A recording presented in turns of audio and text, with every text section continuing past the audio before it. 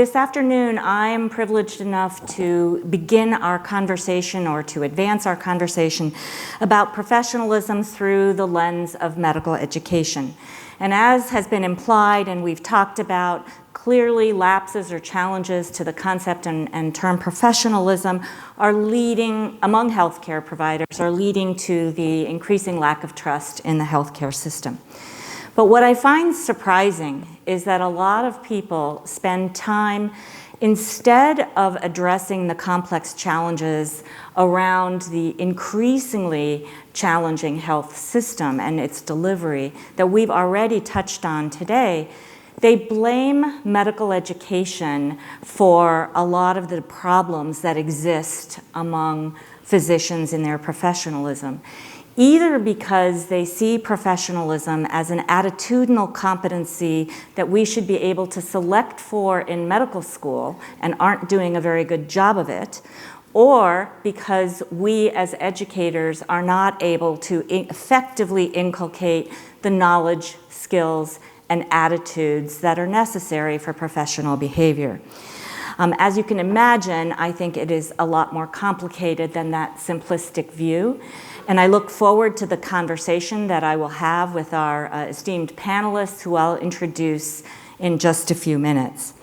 But I've been asked by the ABIM Foundation to review a little bit and go over some of the work that they have been doing over the last year that both Fred and Jessica alluded to at the beginning of the forum, which is reviewing and revising the ABIM's foundation mission. And its next slide, and its work on professionalism. And that is basically why we're all here today. And this has been the guiding principle for all of the work, all of the projects, all of the innovations, all of the things that ABIM Foundation has been built on since its inception in 1989. And probably the most prominent of which we've already touched on, which is the 2002 co-authorship of the Physician Charter, which remains surprisingly salient, but is now 23 years old. And so we've touched on the themes that actually require us to take another look and see if we need to be revising where we are in both the definitions and their underlying values. So in the last year, the ABIM Foundation tasked a research group to do a combination of qualitative and quantitative work through focus groups and surveys that were disseminated through the organizations you see listed here on this slide, organizations that have a stakeholder relationship with the foundation itself, or have professionalism as inherent and important to their own mission. The responses totaled around 391, and 30 people partook in the focus groups. There was some overlap between the focus group participants and the survey respondents. And the demographics are that about 70% of the respondents were physicians. There was a good spread in the age from about 24 to 75.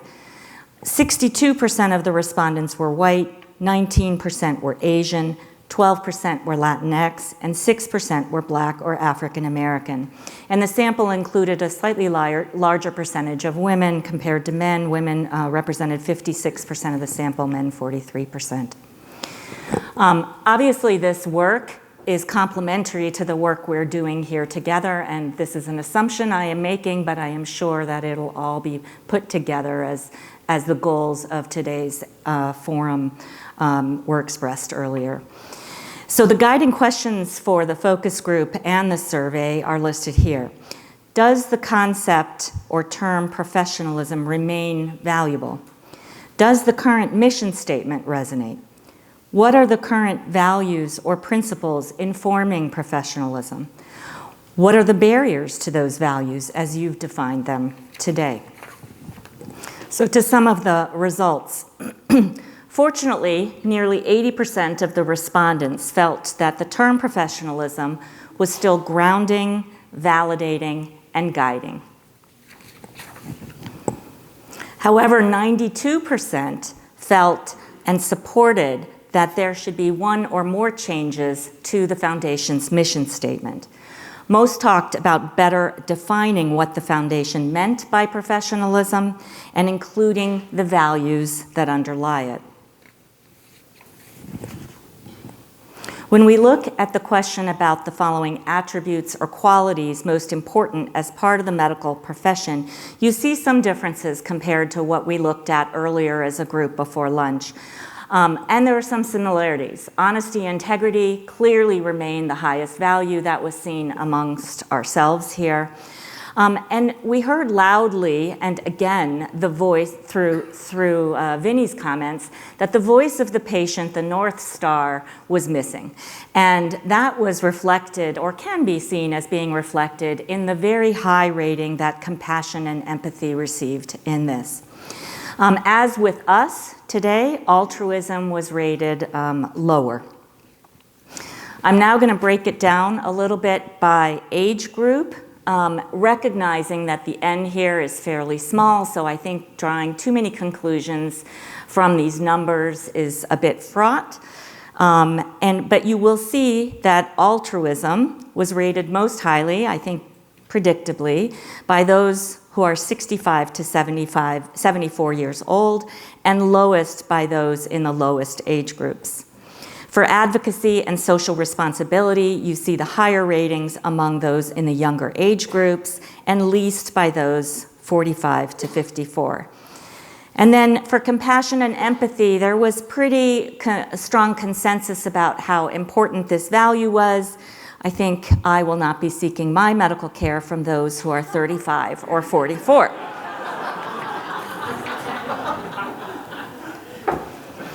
So they were also asked, if you've seen professionalism used in inappropriate or unfair ways, what was the context of this misuse? And we will be diving further into these topics with my panelists. 60% of respondents said burdening physicians with unfair work environments led to unprofessional behaviors.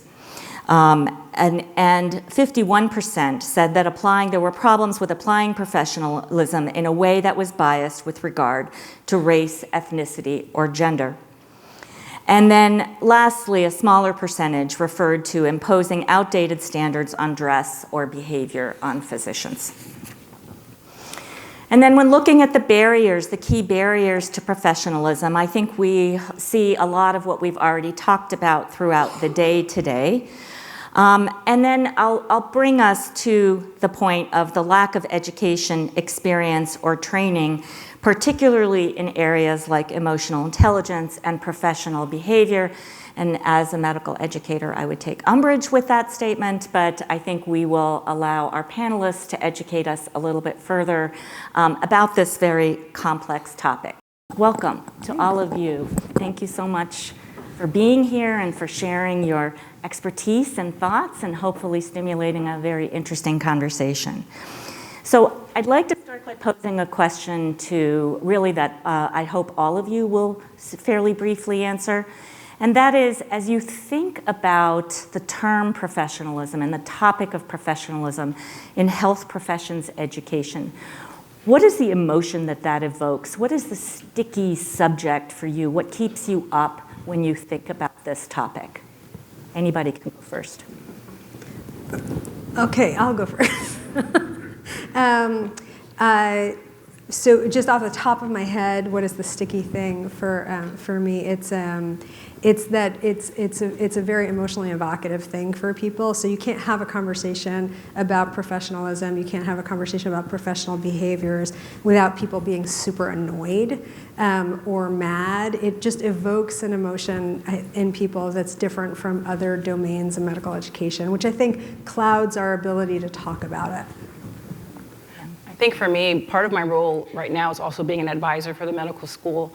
So I have about 40 students who I oversee. And so when I get that email that reads professionalism issue with student X, I get quite anxious that if we don't handle this carefully, it could actually cause trauma for the student, because it's such a sensitive issue, and language and timing and who's the messenger is so important. And if we're not very thoughtful about it, it could actually become a more serious situation than it needs to be.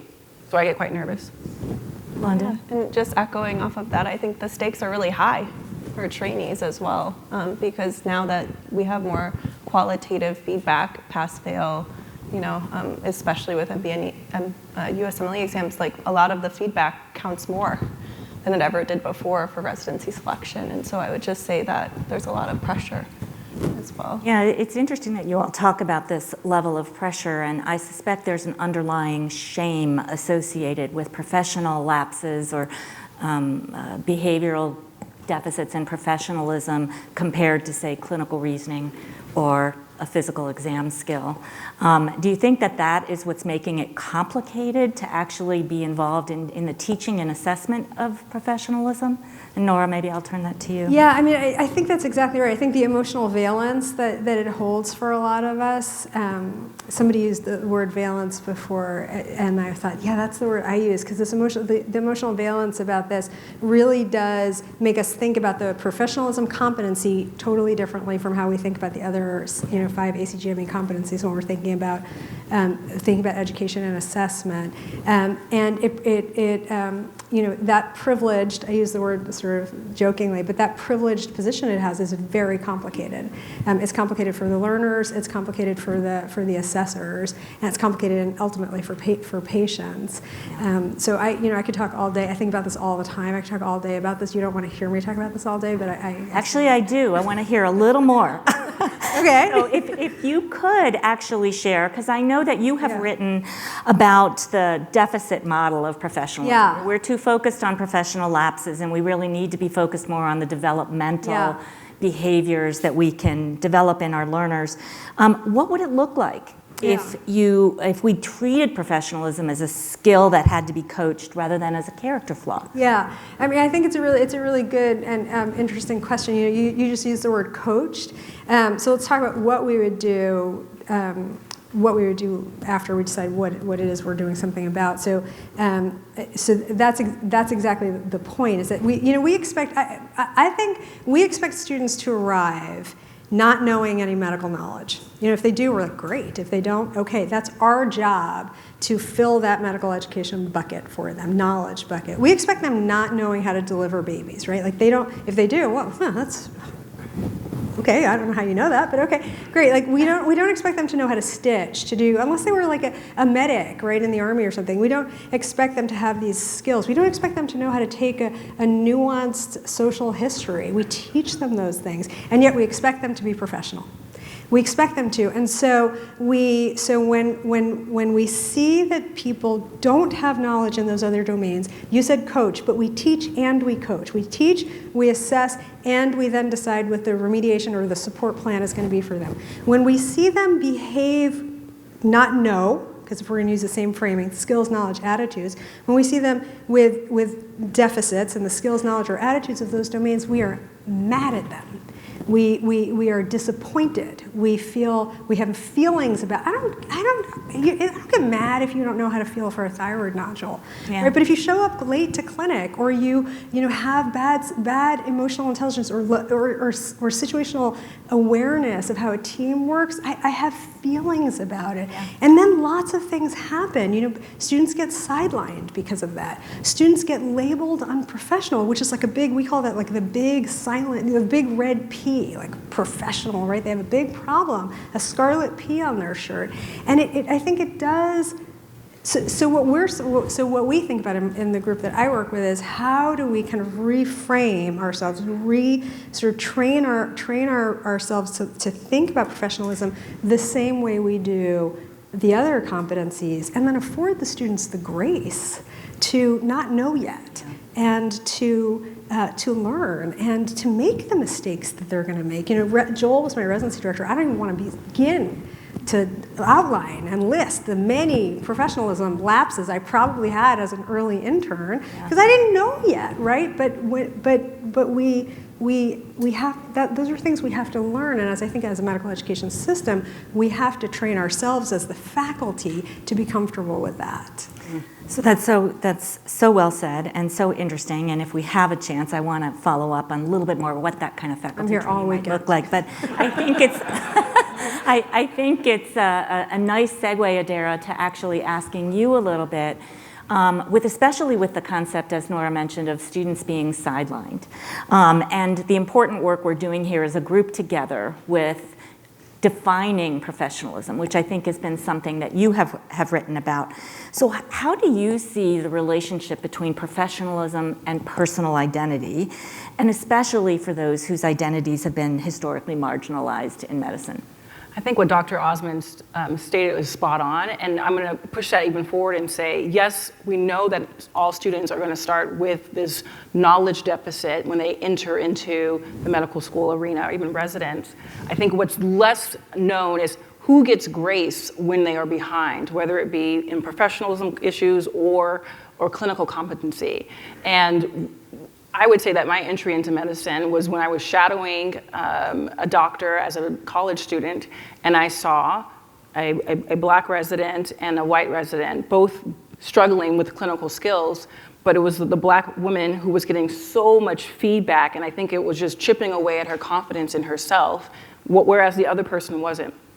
And so years later, many years later, as an APD, as an assistant, as an advisor for the Harvard Medical School, even as a fellowship director, I was able to really see who gets sidelined more often than not.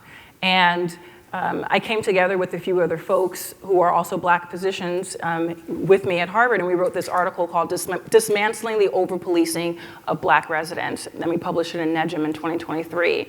And the idea was just calling attention to what we were hearing in the hallways, what we were reading on Twitter, or even seeing in the lay press articles in New York Times and Stat News, and bringing that conversation to a more academic arena. That there are students, residents, even junior faculty members who aren't given the same grace. And we know that there's some data, the data's not great, that though black residents make up 5% of the demographic, they're making up about 20% of those who are dismissed from residency programs, and the majority of that is related to professionalism. How can that be? How can there be such a large discrepancy? And we wanted to write this article to really call attention to that. And after it was published, so many people, I don't know if there was like some signal that people started reaching out to me from programs all over the country saying, I'm a resident, this is exactly what I'm going through, can you help me? And over the last few years, I've helped students and residents across the country navigating what they felt was being attacked or being singled out for professionalism. And I think what I have noticed on the side of being an advisor or a coach for these students is that there are three areas where we go wrong. The first is we forget actually that trauma can carry forward with us throughout our entire journey. And so if you go back to where there's the majority of data in regards to discipline, it's K through 12 data. K through 12, we see as early as preschool that black students, Latinx students are targeted more than white students and Asian students. They're suspended, they're kicked out. By age 5, a large portion of black boys are called aggressive, disruptive, and that creates this sort of culture of who they are in this arena, and it carries forward. So even if your individual team you feel like is safe and nurturing and welcoming, it doesn't mean that the person who's sitting across from you as you're giving them feedback on being professional or not feels the same sense of safety. And so I think it's really important as we give feedback to folks to think about what trauma might they be holding on to from years past as I enter that conversation? What assumptions am I making about them? And can I instead lead with curiosity? Have I heard their voice? Is the language I'm using, to the point where I'm calling them aggressive and assertive? These are triggering words that can make someone close down. Over the last few years, I've been so cautious about this that I've even opened up the possibility for students to bring in someone who they feel like would be a mediator for them, a safe space, because I really feel like it's important for us to not further or deepen the trauma that might have already been existing. The second place where I feel like people go wrong is in not giving specifics. As a faculty member, it is imperative for us to feel like we can give feedback and have our name attached to it. I don't think as faculty we should be giving ever anonymous feedback to students, to residents, to fellows. We should be able to own our own perception and have it attached to the feedback we're giving. And yet, many times students are given very vague feedback that you're seen as rude or not cooperative, and they don't have a concrete scenario or a scene where they can say, oh yes, I understand what you're talking about. In that exact scene, I could have been better in this way. And so another thing that can be done is just making sure that when we're giving feedback, it's exact, it's measurable, it's something that can be acted upon. And then the third thing, and this is the last one, and this is the most complicated part, is that some people think that they're only getting this feedback because of their identity. And that's where it gets really tricky, is when someone says, I think they're targeting me because I am, fill in the blank, a Black woman, a mother, disabled, LGBT, and that is the forefront of their conversation or their thought process entering in that conversation. And so I have tried the approach of, no, it has nothing to do with it, and I think that actually hurts them more. That's gaslighting. And I think the best thing that I have done over the last 10 years doing this is acknowledging their perception. It sounds like you feel like who you are is a factor here. Okay, that's one thing we're going to talk about. We're going to talk about your psychological safety on this team. Because maybe I will uncover that there is a nurse who's toxic and is targeting people. Maybe I will uncover that they are being overworked in a way that shouldn't be. So I keep that on the table. And then I acknowledge, but there's also a skill set deficit. Like both of these things can be true. Mm-hmm. And I can separate them out and we can address them. But I don't really allow them to always say, it's just because I'm X that I'm getting this feedback. And I also make sure I don't gaslight them or say, you're making that up. Because there must be some reason in the culture of that group that makes them worry that that is the reason they're getting the feedback. Mm-hmm, mm-hmm. I think you brought up so many good points. Although if you could address a little bit more about, because I'm hearing often, the challenge that people feel they cannot be their authentic selves. That's different than being targeted for something that any student might be called as you're coming late or whatever, and you might be putting more emphasis on the student of color in the group rather than the white student who also is coming late. That's a lot of what you discussed. But the other piece of it often is the identity piece that doesn't always fit in with the norms that we have lived in medicine for so many years. And it might be easier for someone like me to acknowledge that because I am able to share that same struggle, right? I'm a Black woman who has been put in a position where there is a undefined definition of professionalism, right? Like we don't really know what it is, but it exists. And, yes. And it is this idea of neutrality. I was telling someone about this earlier, like professionalism means if there's a bell curve, you are around the mean, no matter what the feature is. Like you can't be too many standard deviations away from how other people would respond in that same situation. And telling someone that I don't define what professionalism is because it's defined by those in charge. Those people don't look like me. And so my goal, I feel like, is to normalize that there is a struggle, that there is a change, or that there is a struggle and that there is an expectation that we can assimilate, rather, or that we will assimilate. What I emphasize is that I'm not really ever trying to tell someone that they have to totally change who they are. What really it is understand who you are as a person and what are, back to Dr. Osman's point, the skill set deficits that you are lacking.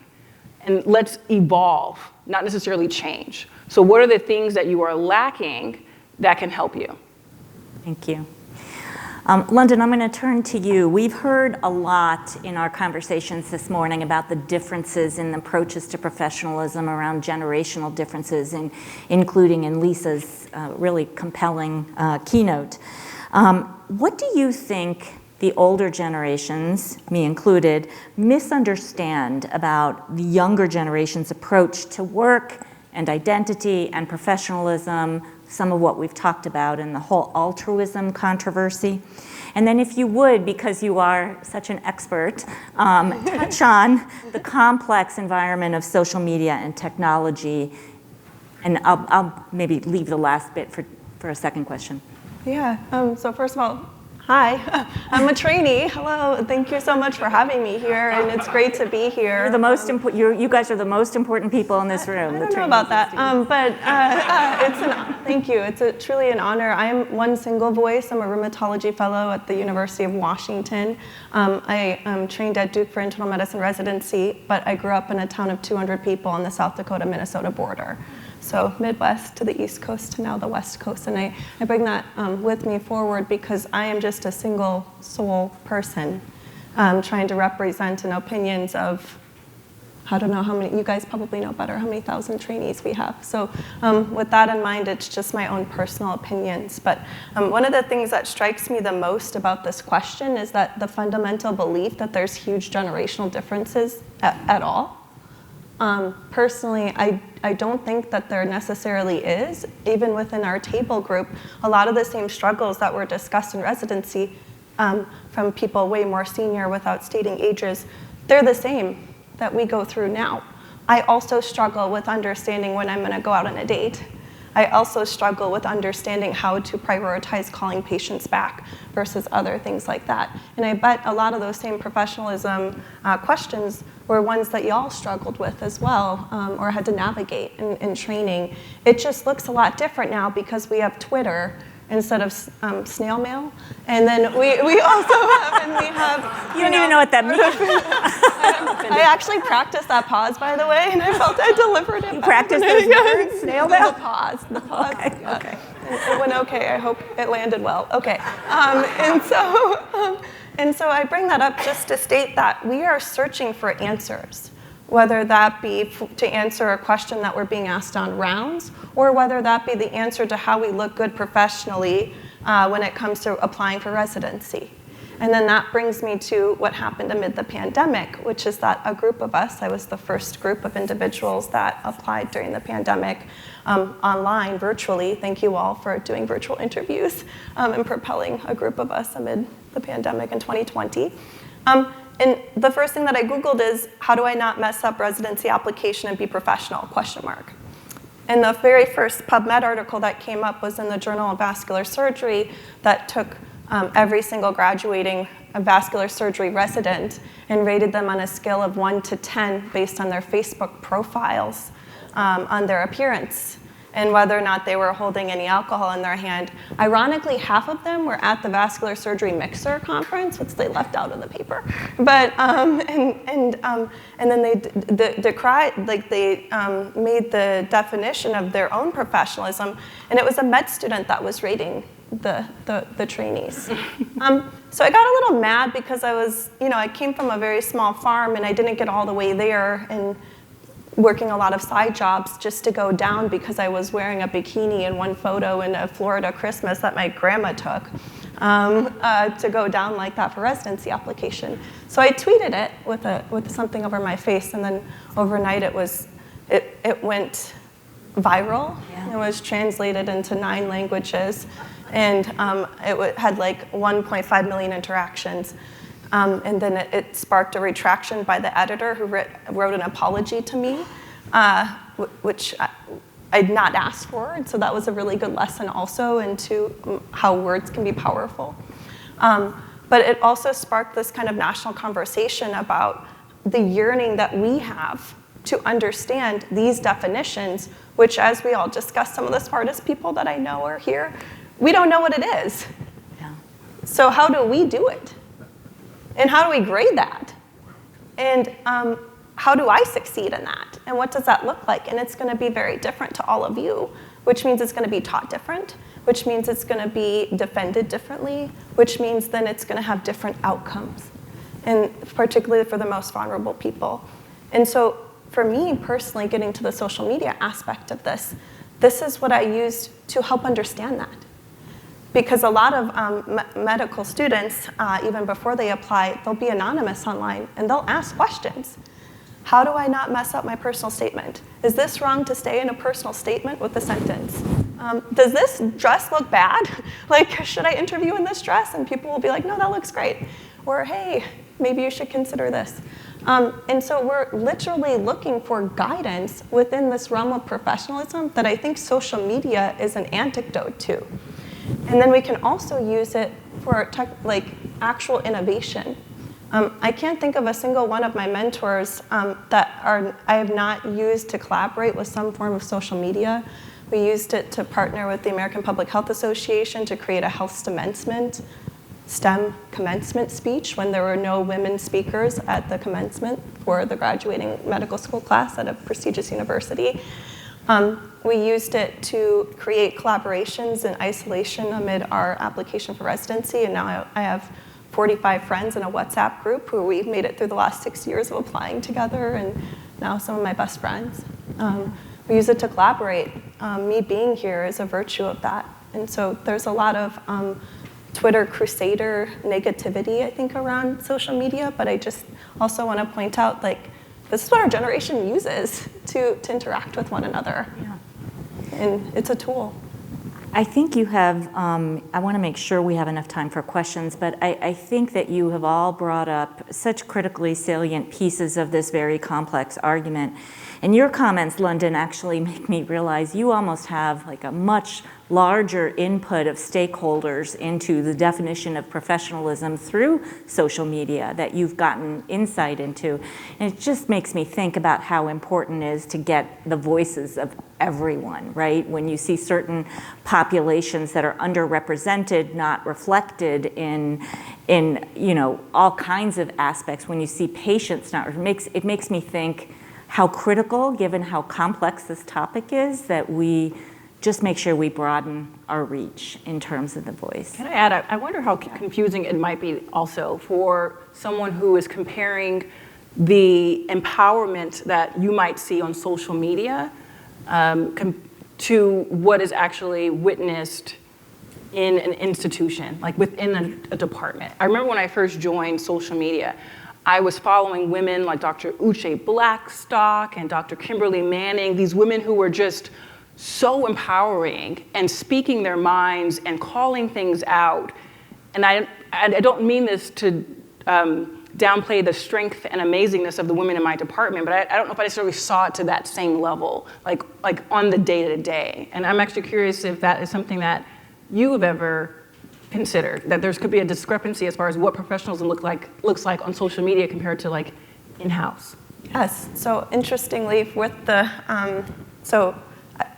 Dr. Manning is amazing. I also used her personal statement Twitter feed to create my own, envision my own based on her advice because I wasn't given any advice. So that was also something I Googled and came up with her. So, but to answer your question, the truth is very cold, especially in Minnesota winter, when you start to learn about the dichotomy that exists between that support system and then being in real life. Sometimes, though, you'll be surprised that the people that are so let me just restate what I'm trying to say.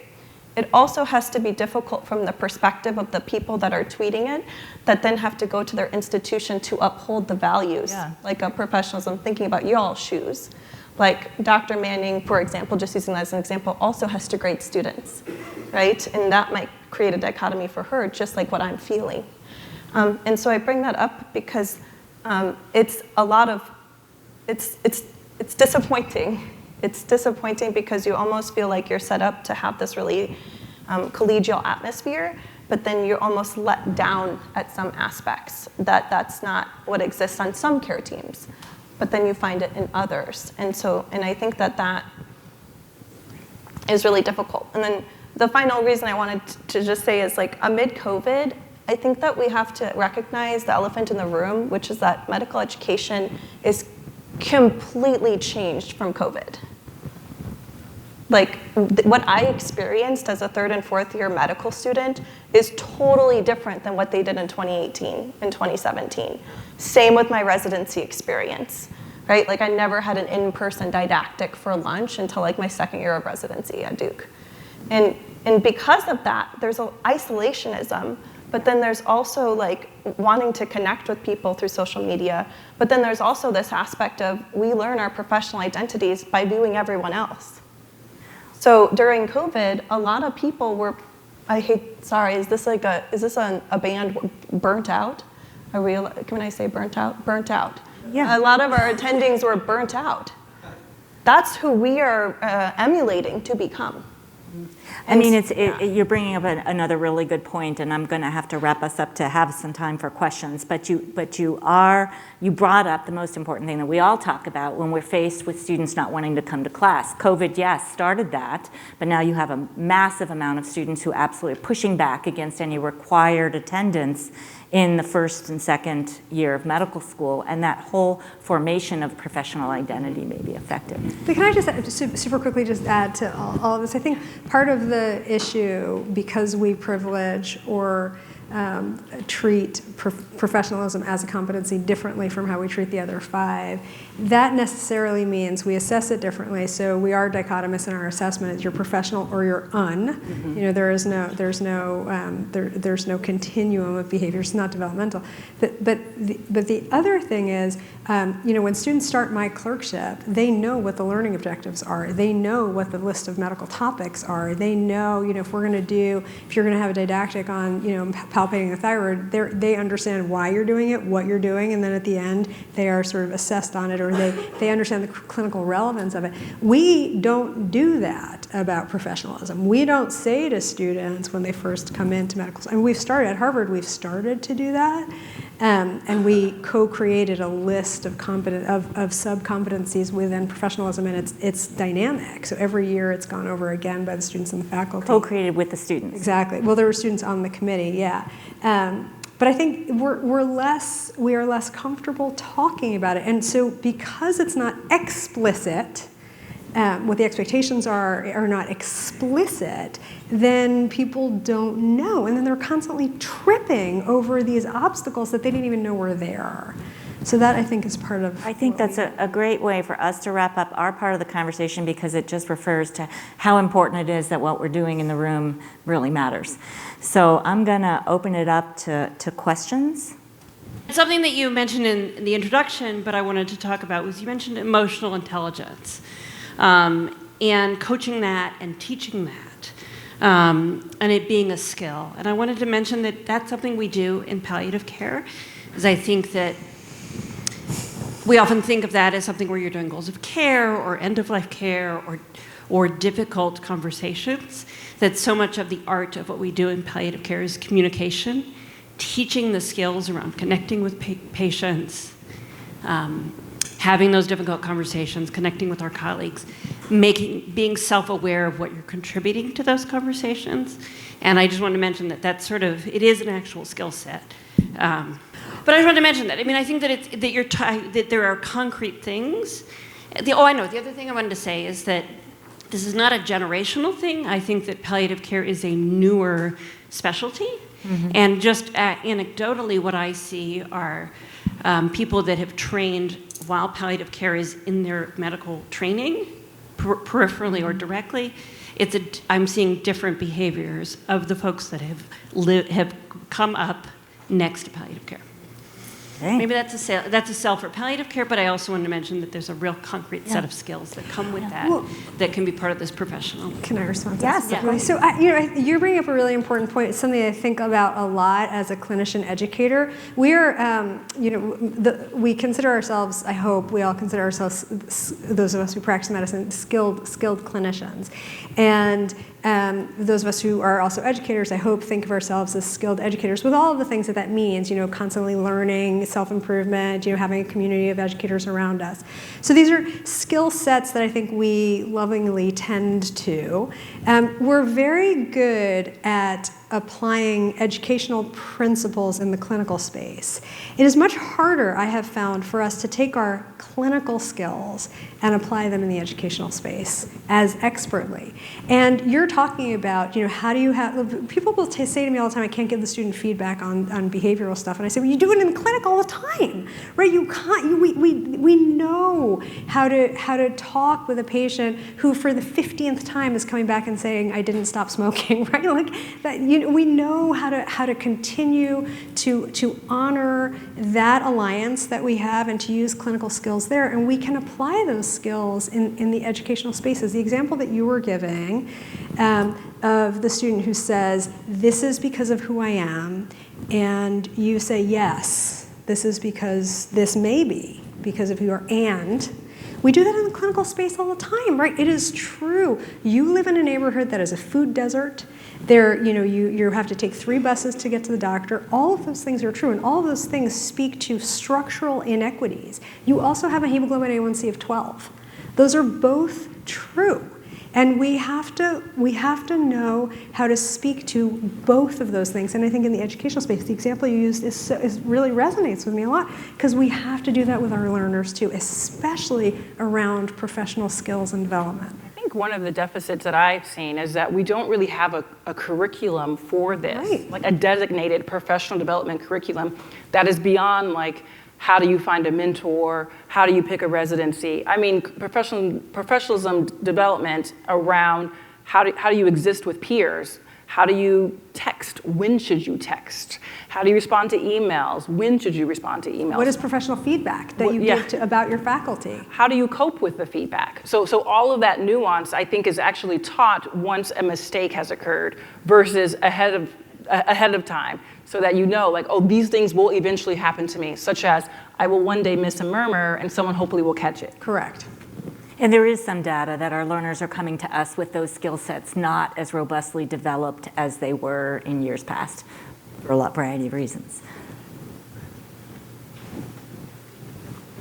Hello. I'm Lash. Hi, Lash. First, I just have to acknowledge the baddies on the stage right now. Y'all are incredible. Londyn, you and I follow each other on Twitter, so it's so great to see you in person. I know, I've to been hear more. fangirling since you were here. I was like trying to find you. But Yes, anyway. same. later. Yes, absolutely. So thank you all for this incredible discussion. I found very interesting looking at the trends and how people were thinking about defining professionalism and what they identified most with. And what I really found interesting is that a lot of people identify with empathy as being part of professionalism, but not as much social responsibility and advocacy. And I'm wondering if you all could talk a little bit about why that might be, how that's shifting, and how it could relate to the struggles that we're having in responding to some of the turmoil that we're seeing in response to what we're seeing at the federal level and also globally. I'll ask Londyn you to respond to that, because you originally did bring up the issue about advocacy and the fear of being an advocate. Yeah, so we had brought up earlier about how the institutions kind of respond to people even voicing opinions, and Lash, you might actually be able to contribute to this through later conversations too, because I can only imagine what you've experienced as well. But I got so much hater mail for like that New York Times and the Washington Post article that kind of was written based off of a single tweet. And so I can't imagine what some of the responses are for people who are coming from different backgrounds than I am about things that people are trying to get students fired for opinions that they say online. And that was shared with me that someone had like commented to our Vice Dean for Education at University of Minnesota about that article, and he was like, she was with her grandmother on vacation, ? Okay.